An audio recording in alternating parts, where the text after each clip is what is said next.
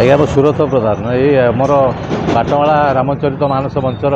जड़े सभ्य मु दीर्घ 28 वर्षर मंच आपर बहु झड़झंझा सहीकि आमर कर्मकर्ता मैंने आरंभ कर सहित मुझे संपृक्त अच्छी बहुत कष्ट हो अनुष्ठान करने दीर्घ वर्षर मंच ये बहुत ओडिशार बहुत मुख्य मुख्य वक्ता द्वारा यही मंच परिचालित होती बर्तमान धर्मानुष्ठान कार्य 9 दिन धरिक आम चलुचु। आज शेष दिन महानाम था पूर्णाहुति था पूर्णाहुति बहुत लोक हृददान अर्थदान कर कार्य दीर्घ दिन धरी बंचाई रखापी आम आप्राण उद्यम कर चलुचु।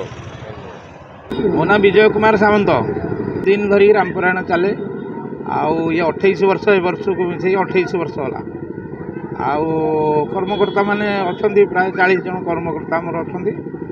संस्था एमती चली कार्यक्रम हूँ सका पारायणी से माने गान करते तुलसीदास ये प्रवचन दियंती तापर संध्या बेले हनुमान चालीसा बाकी प्रवचक आसती से माने ये कहते प्रवचन। मो सुरेंद्र परिड़ा उक्त अनुष्ठान संपादक। ये अनुष्ठान दीर्घ 28 वर्ष धरी चालू अच्छी बहुघात प्रतिघात भितर